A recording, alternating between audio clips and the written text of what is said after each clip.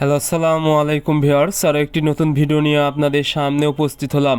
আজকের ভিডিওতে মূলত আমি আলোচনা করব আপনাদের মুরগির বাচ্চার পিছনে যদি মল আটকে থাকে বা পায়খানা আটকে পিছনে ভিজা অবস্থায় থাকে এবং মুরগির বাচ্চা পা শুকনো হয়ে মারা যায়, তাহলে সুস্থ করতে কী ওষুধ ব্যবহার করবেন।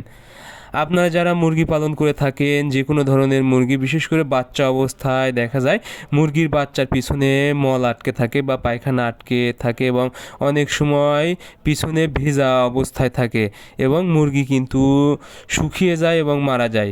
সেক্ষেত্রে আপনারা বাচ্চাকে সুস্থ করতে ওষুধ হিসেবে ব্যবহার করবেন হচ্ছে ফ্লোরফেনিকল। ফ্লোরফেনিকল অর্থাৎ এই ফ্লোর আপনারা ব্যবহার করতে পারেন 1 মিলি 2 লিটার পানিতে। এটি হচ্ছে একমি কোম্পানির, আপনারা অন্য কোম্পানিরও ব্যবহার করতে পারেন। এটার আপনারা ছোটো প্যাক পেয়ে যাবেন 15 ml।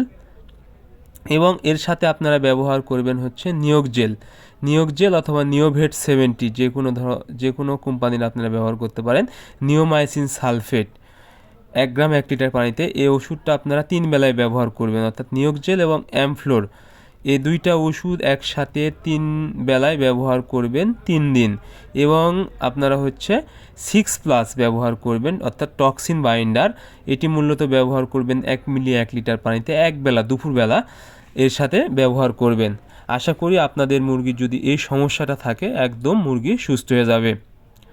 এবং তাছাড়া কিন্তু এই 6+ এটা হচ্ছে টক্সিন বাইন্ডার, এটি মুরগির খাবারের রুচি ঠিক রাখবে। আবার হচ্ছে অনেক সময় মুরগির শরীরে কিন্তু দেখবেন টক্সিন জমে, অর্থাৎ বিভিন্ন ধরনের বাসি খাবার বা ময়লাযুক্ত খাবার খাওয়ার ফলে কিন্তু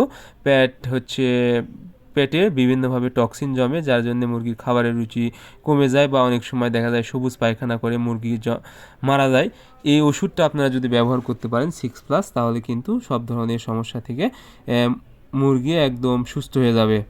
আর আপনারা অবশ্যই যখনই দেখবেন পিছনে পায়খানা আটকে মুরগি মারা যাচ্ছে বা পিছনে ভিজে গেছে, অবশ্যই এই অ্যামফ্লোর 1 মিলি 2 লিটার পানিতে এবং হচ্ছে নিয়োগ জেল 1 গ্রাম 1 লিটার পানিতে ব্যবহার করবেন। আশা করি আপনাদের মুরগি খুব দ্রুত সুস্থ হয়ে যাবে। সো আজকের ভিডিও এ পর্যন্তই। আপনারা আমাদের পরবর্তী ভিডিও পেতে অবশ্যই চ্যানেলটি সাবস্ক্রাইব করবেন। ধন্যবাদ সবাইকে। আল্লাহ হাফেজ।